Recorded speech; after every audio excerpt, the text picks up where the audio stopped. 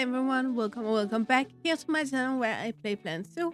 My name is Nissa, and today I built all of this for the kangaroos. Oh, you can't see half the... Sorry, we're just gonna... Like that, I think. Was that better? Yeah, now you can see more of it. So yeah, here we are, the Red Kangaroo. And if you want to see how I built this, then keep watching. If I sound a little different today, that's because one, my throat still have issues. But number two, I got my new mic today, so we hopefully gonna make it work. I haven't looked too much at the settings yet because again my throat still have issues, so it doesn't make sense to make it sound good with the voice I have now when I have to redo it in hopefully a couple of days when my voice is better. Probably it will take a little longer than that. But it's just to explain. But I have listened to how this might sound. I think it's okay. It's not magical. But then again, the last one I had was a $50 mic, and it worked when it wanted to. So already there, it's a step up. But on the other hand, it have a lot of good features. First of all, it have this shock absorption thingy. So every time I hit the mic accidentally, you can't hear that. And furthermore, when we do our mod reviews, I know, again, I don't like to call them reviews because I don't feel I'm qualified to call them that. But I don't know what else to call them, basically. But I can see my keyboard now, so that's perfect. That's actually one of the best features as possibly could have. But anyway, guys, that was a really long intro. We are gonna talk today about the Red Kangaroo. Once again, kind of like I did with the lions. There, it could be any kangaroo. But the red one is just the one for the game, and I'm been a little busy this week because I want to pre-record all of next week. I didn't manage all of that anyway, but I tried because of the new Pokemon Violet game. You know, when you get a new game, you want to play it all the time, and I just wanted to be prepared for that, basically. Back to the Red Kangaroo. It is a habitat I actually wanted to build for a time, actually, since I made the wombat and koala.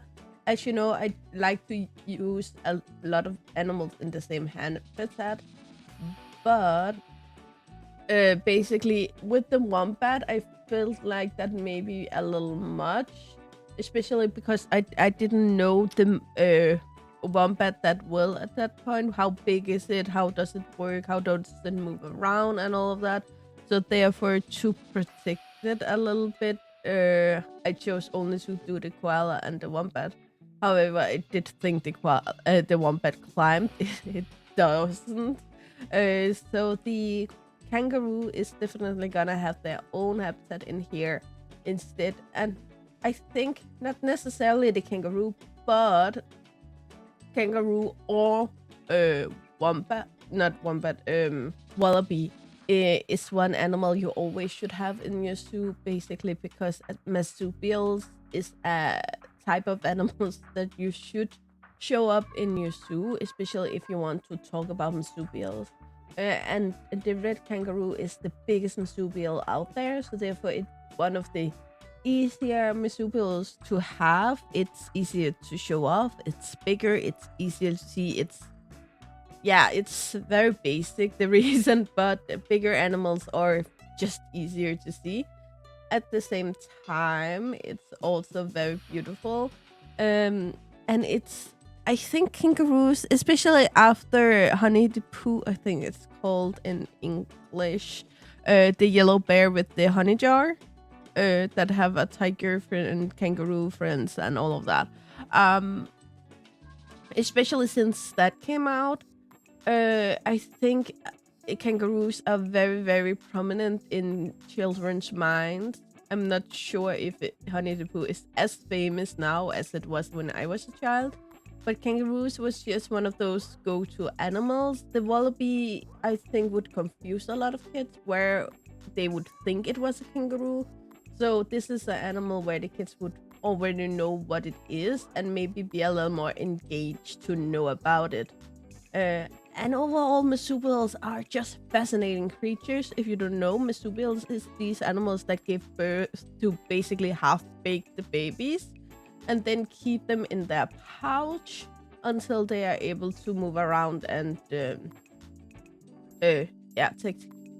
not take care of themselves. Their mom will still be there, but basically move around and just function like a baby animal normally would. This includes, of course, kangaroo, wallabies, wombats, koalas, and so on, just to give you an idea. I know I have talked a lot about marsupials here on my channel, but it's because they are just so fascinating, and I don't think we have anything just quite like it in Denmark. So yeah, my knowledge about them before I started my channel were limited to what I heard about in the zoo. I actually never knew that koalas, for instance, were marsupials. I thought it was only a kangaroo thing. Nowadays, I know so much more, and I'm just so thankful for that. So yeah, and that's because of my channel.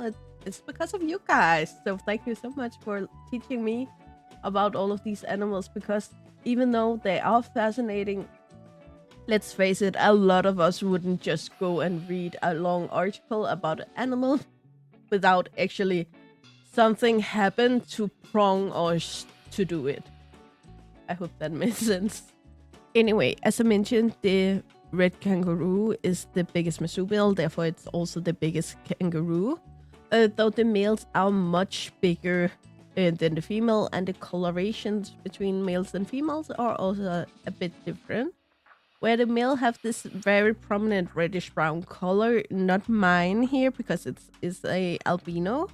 But the females have this more bluish gray color to them. But where they are more distinguishable from other kangaroos is their mouthy areas, where they have this black and white markings on the side of the mouthy area. And then they both also have this white stripe on their cheeks. And the nosy area, the tip of the mouthy area, is completely without fur, therefore naked. Now, I don't think it shocks anyone that the red kangaroo live in Australia, mostly on mainland Australia, but they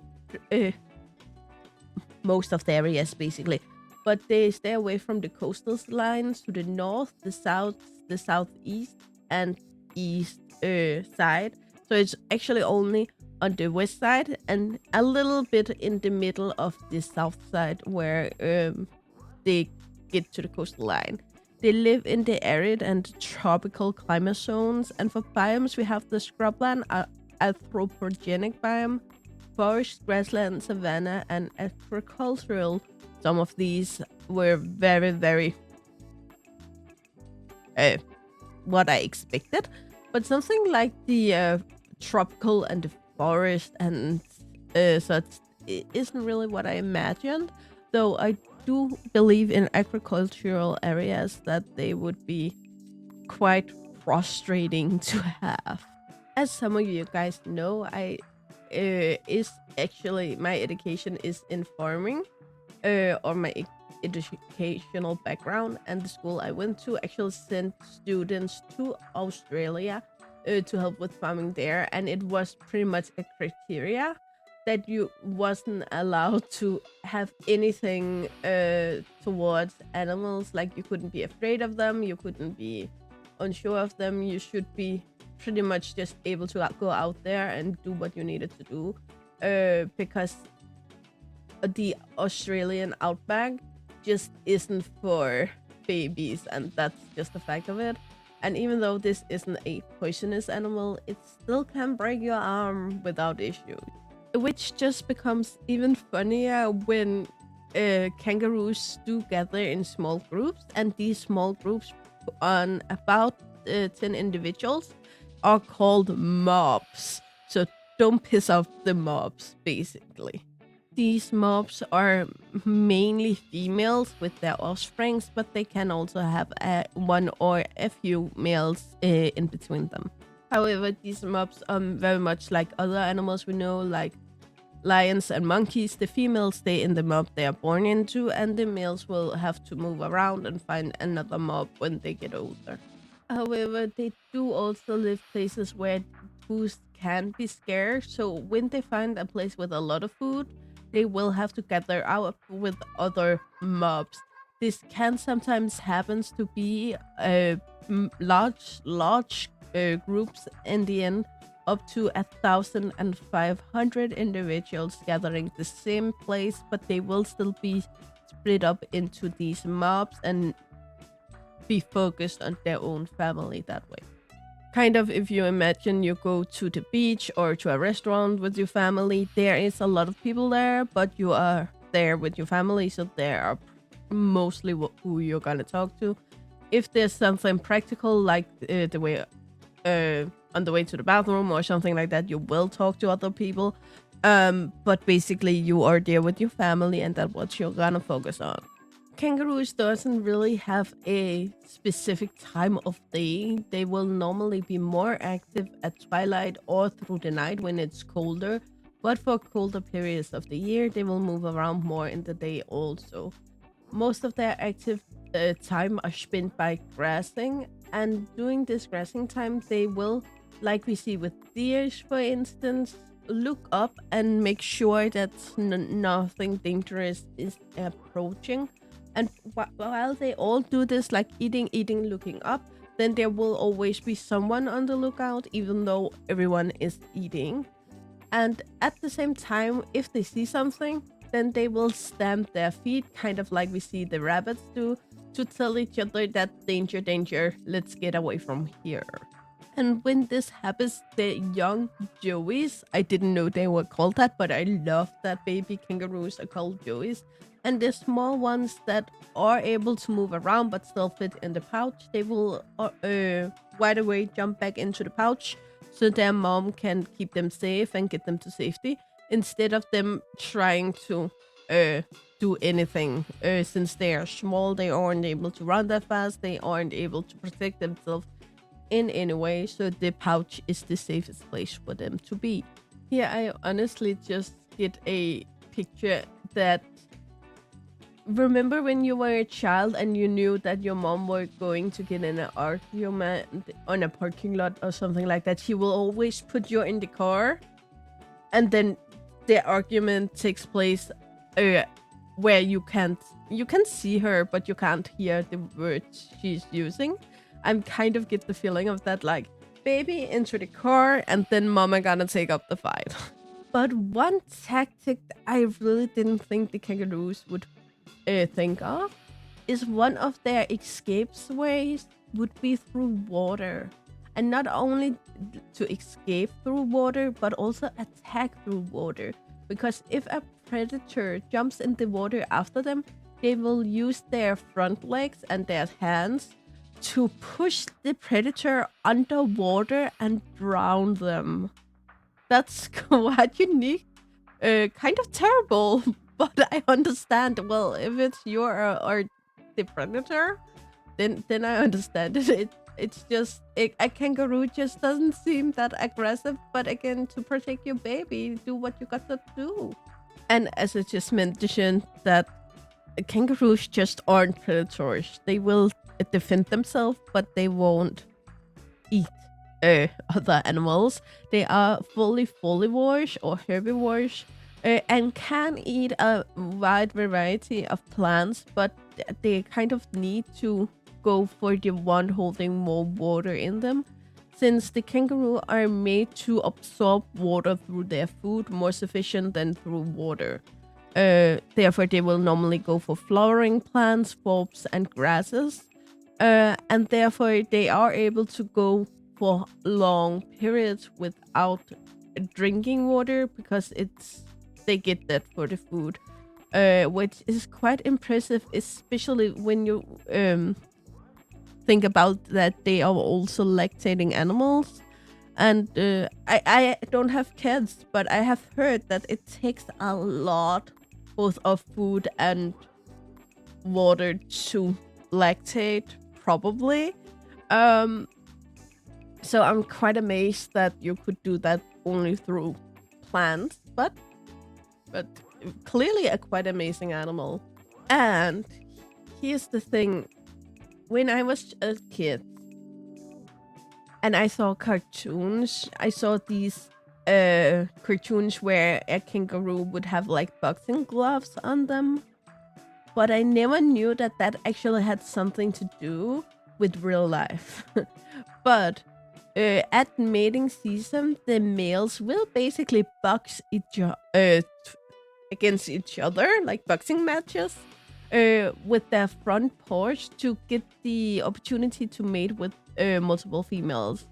Here they will try to go for to have an entire mob themselves, but as I mentioned earlier, some of the mobs will have a few males. If you aren't strong enough to officially keep all of the other males away, then you will have to share your spot, but I guess it's better than nothing.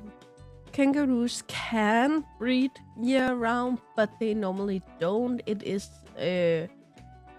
based on the right environment, so they can't be too stressed, they can't be starving, they can't be basically if they're well fed and they feel good and they have all they need to have, then they can breed year round. But again, Australia is a tough environment, so it does normally happen year round, but it can. Then after mating season, approximately 32 to 34 days, she will give birth to a single joey. Keep in mind here, we have talked a little bit about this before, but this baby is fairly undone at this point, so it needs to climb up in the pouch itself and attach itself to a tit so they can get food and such. They will stay attached to that single tit for 70 days, where after they can start to move around in the pouch. At 150 days, they will start to like peek out of the pouch, and it will come out after a complete lifetime of 190 days. Keep in mind that after this, they will jump back in and out for some time, but they will leave the pouch completely at 235 days. If the baby is a female, it will be able to start reproducing on their own when they are a year of a half old. Though, if they are living in not optimal conditions, as we spoke about before, they will actually be able to wait until they are about 5 to get pregnant for the first time. Anyway, guys, the cinematics already started, so please enjoy them, and I will come back afterwards.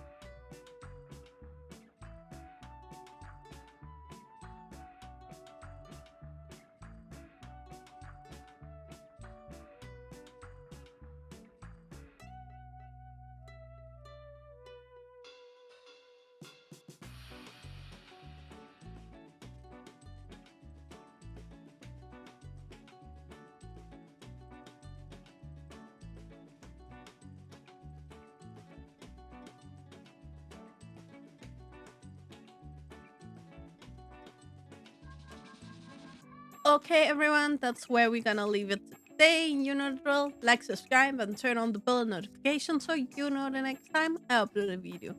Really hope to see you again. Either in the comment below or in the next video. Bye, guys.